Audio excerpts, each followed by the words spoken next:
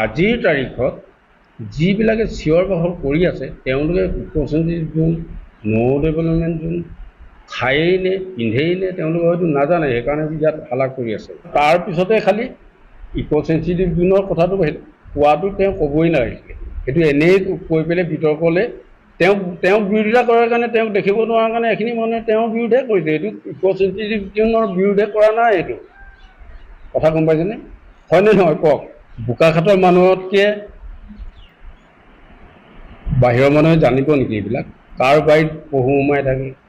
কাৰ বাৰীত গঁড় সোমায়, কাৰ বাৰীত বনৰীয়া মহ, কাৰ বাৰীত হাতী, এইখিনি আমি জানো। গতিকে সেইকাৰণে মই ভাবিছোঁ এইবিলাকৰ বিতৰ্ক একো কৰিবও নোৱাৰে। মই কৈছোঁ নহয়, হাতীৰ পকৰত তৰা ফমুদি মাৰি কিবা লাভ আছে নেকি? চাওক, আচলতে ইক'চেন্ট্ৰিক জোন আৰু নৌ ডেভেলপমেণ্ট জোন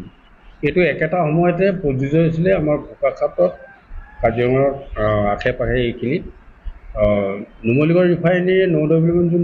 মানে জাৰি কৰিছিলে আৰু কাজিৰঙাই ইক'চেন্ট্ৰিক জোন। তেতিয়া দেখিলোঁ যে ইয়াত বহুত ইক'চেন্ট্ৰিক জোনত এনেকুৱা কেইটামান ক্ৰাইটেৰিয়া, 3টা ক্ৰাইটেৰিয়া কৰি দিলে: ক'ৰ জোন, বাফাৰ জোন আৰু গ্ৰীণ জোন। কিন্তু তাতে এই ক্ৰাইটেৰিয়াকেইটাত তেতিয়া মই লগে লগে উলিয়াই পেলাই চাইছিলোঁ গোটেই ৰোলটো, যে ক'ৰ জোনত কি কৰিব পাৰে, বাফাৰ জোনত কি কৰিব পাৰে, গ্ৰীণ জোনত কি কৰিব পাৰে। ক'ৰ জোনত যিবিলাক তেওঁলোকে নীতি নিয়ম বান্ধি দিছিলে সেইমতেতো কাজিৰঙাৰ দাঁতিকাষৰীয়া মানুহৰ একেবাৰে ভয়ানক বিপদ হ'ব। বাফাৰ জোনত যিবিলাক বান্ধি দিছিলে এইটো ভয়ানক বিপদ হ'ব। আৰু নৌ ডেভেলপমেণ্ট জোনৰ পৰা আমাৰ ইয়াত কোনো ইণ্ডাষ্ট্ৰি নহ'ব, ডেভেলপমেণ্ট নহ'ব। সেইটো গোটেইটো কথা বতৰা পাতি সেই সময়ত হাইকোৰ্টো কৰা হৈছিলে। আমি বোকাখাট নিৰ্মাণ গোটৰ পৰা কৰিছিলোঁ। তাৰপিছত এই গোটেই গোচৰটো গ্ৰীণ ট্ৰিবিউনেল ছুপ্ৰিম কোৰ্টলৈকে গ'ল। এই ছুপ্ৰিম কোৰ্টত 2018 নে 19 চনটো মই পাহৰিছোঁ, মোৰ কাগজ পত্ৰবিলাক আছে ক'ৰবাত। সেই সময়ত আমি ছুপ্ৰিম কোৰ্টত গৈ পেলাই এই গোচৰটো ইষ্টাব্লিছ কৰিলোঁ যে ক'ৰ জোন, ইক'চেন্ট্ৰিক জোন আৰু নৌ ডেভেলপমেণ্ট জোন দুটা মানে অতি গুৰুত্বপূৰ্ণ অনুষ্ঠান। এই অনুষ্ঠান দুটাৰ পৰা আমাৰ দাঁতিকাষৰীয়া অঞ্চলটো ডেভেলপমেণ্ট জোন হ'ব লাগে, কিয় নৌ ডেভেলপমেণ্ট জোন হ'ব, এইটোৱে আমাৰ প্ৰথম কথা আছিলে। সেইমতে মই ইক'চেন্ট্ৰিক জোনৰ গোটেই কথাবিলাক মই চাইছিলোঁ আৰু আমাৰ এডভকেটকো গোটেই বিষয়টো তেওঁলোকে উলিয়াই ল'লে যে ক'ৰ জোনত 1 কিলোমিটাৰ, 0ৰ পৰা 1 কিলোমিটাৰলৈকে ক'ৰ জোন, তাত পকা ঘৰ বনাব নোৱাৰে, পুখুৰী খান্দিব নোৱাৰে, ইলেক্ট্ৰিফিকেশ্যন নহ'ব আৰু জেওৰা জপনা দিব নোৱাৰে, পকীৱালটো বাদেই। তাৰপিছত বাফাৰ জোনত পকা ঘৰ বনাব পাৰিব, ইলেক্ট্ৰিফিকেশ্যন হ'ব পাৰিব, কিন্তু প্লাষ্টিক কটেজ হ'ব লাগিব, ইলেক্ট্ৰিফিকেশ্যন, ইলেক্ট্ৰিক তাঁৰবিলাক, জীৱ জন্তুৰ যাতে অনিষ্ট নহয়, তেনেকুৱা ধৰণৰ আছিলে। তে এই কথাবিলাকে চাইছোঁ যে তেনেকৈ হ'লেতো কাজিৰঙাৰ দাঁতিকাষৰীয়া মানুহ চব মানে কিবা হৈ যায়। সেইকাৰণে আমি ছুপ্ৰিম কোৰ্টলৈকে গ'লোঁ। তাত ছুপ্ৰিম কোৰ্টে এটা ভাৰ্ডিক্ট দিলে যে ষ্টেট গভৰ্ণমেণ্টবিলাকে ইয়াৰ ওপৰত মানে হেৰি দিব লাগে, এফিডেভিট দিব লাগে কি হৈছে। যিটো ক'ৰ জোনৰ ক্ৰাইটেৰিয়া বান্ধি দিছিলে সেইমতে আজি থকা নাই। আমি এটাই তাত প্ৰশ্ন উত্থাপন কৰিছিলোঁ যে ক'ৰ জোনত যদি সেইকেইটা কৰিব নোৱাৰে 1 কিলোমিটাৰৰ ভিতৰত, তেতিয়াহ'লে হালধিবাৰী অঞ্চলটোত একেবাৰে 0 পইণ্ট মানে পাৰ্কৰ ভিতৰেদি হৈ যায়, বা আমাৰ পাণবাৰী, তাৰপিছত আপুনি এইফালে গৈ বুঢ়া পাহাৰ, এইকেইটা আমি পইণ্ট আউট কৰিছিলোঁ যে এইকেইটাতো নেশ্যনেল হাইৱেটো গৈ আছে, ইলেক্ট্ৰিফিকেশ্যন আছে 0 পইণ্টত, কিয় হ'ব লাগে? এইকেইটা যদি 0 পইণ্টত যদি এইকেইটা থাকিব পাৰে, বাকী কাজিৰঙা দগাঁৱে হওক বা বচা গাঁৱে হওক বা অন্যান্য এই যিবিলাক 1 কিলোমিটাৰ ক'ৰ জোন, বাফাৰ জোনৰ ক্ৰাইটেৰিয়াৰ ভিতৰত পৰে, তে এইবিলাকত কি হ'ব? এফিডেভিট দিলে তেওঁলোকেও নাজানে, কিন্তু 3-4টা এফিডেভিট দিলে, যাৰ কাৰণে গোটেই বস্তুবিলাক হয়তো মিনিমাইজ হ'ল। নহ'লে পকা ৰাস্তা বনাব নোৱাৰে, ঢেৰ আছিলে সেইটো সময়ৰ কাৰণে। সেই পইণ্টকেইটা লৈ পেলাই আমি কোৰ্ট কৰিছিলোঁ। গতিকে আজিৰ তাৰিখত যিবিলাকে চিঞৰ বাখৰ কৰি আছে তেওঁলোকে ইক'চেন্ট্ৰিক জোন, নৌ ডেভেলপমেণ্ট জোন খায়েই নে পিন্ধেই নে তেওঁলোকে হয়তো নাজানে, সেইকাৰণে ইয়াত হালা কৰি আছে। এই হালাবিলাক শুনি আছোঁ আৰু এইবিলাকত মাত মাতিবলৈ মনো নাই। কিন্তু আপোনালোকে মোক যিহেতু সুধিছে, আজি 2-3 দিনৰ পৰা আপোনালোকেও বোকাখাটত সংবাদ মাধ্যমক বোকাখাটৰ আপোনালোকে বক্তব্য ৰাখিছে, আপোনালোকৰ বক্তব্য সুন্দৰ বক্তব্য। বোকাখাটৰ যুৱ ছাত্ৰ পৰিষদ আৰু সদৌ অসম সাংবাদিক সন্থাৰ সভাপতি হিচাপে আপুনি যিখিনি বক্তব্য দিছে সেইটোত মোৰ কোনো দ্বিমত নাই আৰু গোটেইখিনি কাজিৰঙা স্থানীয় দাঁতিকাষৰীয়া অঞ্চলৰ লোকৰ হিতৰ কাৰণে আপোনালোকে কাৰণ আমিও বোকাখাত নিৰ্মাণ গোট এটা স্বেচ্ছাসেৱী সংস্থা হিচাপে আমি সমগ্ৰ অঞ্চলটোৰ মানে ক্ষতি যাতে নহওক কাজিৰঙাও আমাক লাগিব আৰু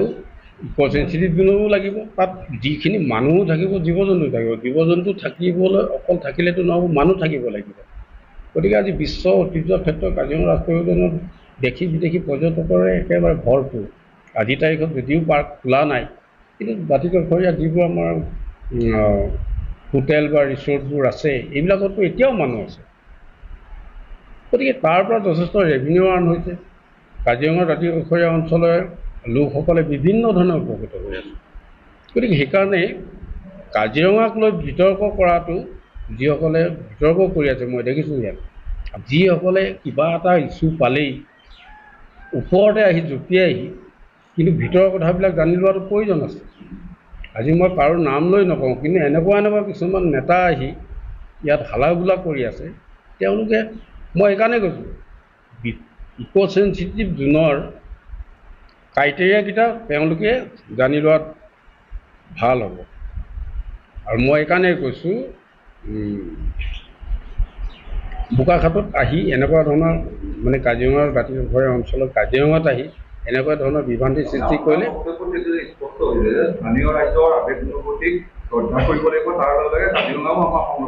কাজিৰঙা সংৰক্ষণ হৈ থাকিব লাগিব আছে আৰু পৰ্যটকে ইয়াৰ কাৰণে মানে ভয় খাব নহয় যে ইয়াত কি হৈ আছে সেইটো নিশ্চয় চাগে সুপ্ৰিম কোৰ্টৰ গ্ৰীণ ট্ৰিবিউনেলে তেখেতসকল থকাৰ সময়ত চৰকাৰ থকাৰ সময়ত চাগে এফিডেভিট দিছে যাৰ কাৰণে গ্ৰীণ ট্ৰিবিউনেলে এইটো গ্ৰীণ ছিগনেল দিছে যোৱাৰ কাৰণে এলিভেটেড কৰিডৰটো 34 কিলোমিটাৰ এলিভেটেড কৰিডৰ টোটেল এইটো লেংথ হ'ল কলিয়াবৰ তিনিআলি বা নুমলীগড় তিনিআলিলৈকে 86 kilometre 86 kilometre 34 kilometre elevated corridor বাকীখিনি গ্ৰীণ ৰুট 4 লেন গতিকে এইটো কাম ইতিমধ্যে আৰম্ভ হ'ব বুলি গম পাইছোঁ আৰু ইতিমধ্যে যিসকলৰ মাটি বাৰী গৈছে এইসকলক ইতিমধ্যে চৰকাৰে ক্ষতিপূৰণ দিয়া আৰম্ভ কৰিছে দিও আছে গতিকে এনেকুৱা সময়ত বাহিৰৰ কিছুমান মানুহ আহি পাবদগজা নেতা পালি নেতা কিছুমান ডাঙৰ নেতাও দুই এক ডাঙৰ নেতায়ো আহি যিবোৰ কথা ইয়াত কৈ আছে এইবোৰ আচলতে কাজিৰঙাখনৰ কাৰণে অপকাৰ হ'ব স্থানীয় লোকসকলৰ কাৰণে অপকাৰ হ'ব গতিকে তেওঁলোকক মই সতৰ্ক কৰি দিব বিচাৰিছোঁ যে গোটেই ইক' চেঞ্চিটিভ জোনৰ এই ক্ৰাইটেৰিয়াকেইটা আৰু সুপ্ৰিম কোৰ্টৰ ভাৰ্ডিক্ট এইবিলাক চাই লওক তাৰপিছত ইয়াত আহি পেলাই হালাগুলা কৰিব অন্যথা কিন্তু আমিও বহি নাথাকিম এনেকৈ যদি হালাগুলা কৰি থাকে তেতিয়া আমি প্ৰতিৰোধ ব্যৱস্থা গঢ়ি দিবলৈ বাধ্য হ'ম আমি সকলোৱে জানো আজি কলিয়াবৰ তিনিআলি বা নুমলীগড় তিনিআলিলৈকে ওৱান ৱে হৈ আছে এক্সিডেণ্টৰ পৰা ধৰি যান জোঁটৰ পৰা ধৰি বিভিন্ন সমস্যা অকল মানুহৰে নহয় জীৱ জন্তু আজি বিশ্বৰ আপুৰুগীয়া সম্পদ এশিঙীয়া গঁড়ো তাৰ কাৰণে দুই এদিনতে দুই এটা গাড়ীয়ে খুন্দিয়াইছে বিভিন্ন আজি হৰিণাই হওক বিভিন্ন ধৰণৰ এইবোৰ আমি দেখি আছোঁ কথা হ'ল কি এতিয়া এই জীৱ জন্তুখিনিও সুৰক্ষিত হ'ব লাগিব আৰু স্থানীয় ৰাইজ সুৰক্ষিত হ'ব লাগিব বা মুখ্যমন্ত্ৰীয়ে কোৱা কথাটোৱে মুখ্যমন্ত্ৰীক বিৰোধিতা কৰিব লাগে কাৰণেই এছামে বিৰোধিতা কৰিছে মোৰ স্পষ্ট কথা মুখ্যমন্ত্ৰীয়ে এইটো ক'বও নালাগিছিলে যেনেকৈ এইটো 37টো 715 কৰি পেলালে কোনো গম নাপায় এইটো 37টো বোকাখাতৰ জখলাবন্ধাই বাইপাছ হ'ব নালাগে বুলি হাইকোৰ্ট কৰি আছিলে হাইকোৰ্টত চাগে এতিয়াও গোচৰটো আছেই কিন্তু আমাৰ চতুৰ মুখ্যমন্ত্ৰীয়ে এই 37 নম্বৰ ৰাষ্ট্ৰীয় ঘাইপথটোকে সলনি কৰি পেলালে এইটো কিমান হ'লগৈ এতিয়া 715 গতিকে সেই গোচৰ ক'ত আছে চলি থাকক মই তেতিয়াই কৈছিলোঁ যে হাতীপকত তৰা ফমুটি মাৰি লাভ নাই গতিকে তৰা ফমুটিৰ নিচিনা হৈ থকা নাই জানো গোচৰ তৰাসকল এতিয়া ক'লৈ গ'ল যে বাইপাছ হ'ব নালাগে আৰু এতিয়া যিসকলে ইক' চেঞ্চিটিভ জোনৰ কথা কৈ আছে কাইলৈ তেওঁলোকৰ কোনোবাই কথা শুনিব নেকি ন্যায়ালয়ে যিটো নিৰ্দেশ দিছে ন্যায়ালয়ৰ গ্ৰীণ ছিগনেল নোপোৱাকৈ মুখ্যমন্ত্ৰীয়ে এই কথাটো ক'ব নেকি বা প্ৰধানমন্ত্ৰীয়ে আহি ইয়াত শিলান্যাস কৰিব নেকি গতিকে এই কথাবিলাকে যিটো সময়ত বানপানীয়ে তছনছ কৰি পেলাইছে গোটেই ৰাজ্যখনৰ বিভিন্ন জিলাত, সেই সময়ত তাত গৈ পেলাই নকৈ কিন্তু কাজিৰঙাত নোহোৱা নোপোজা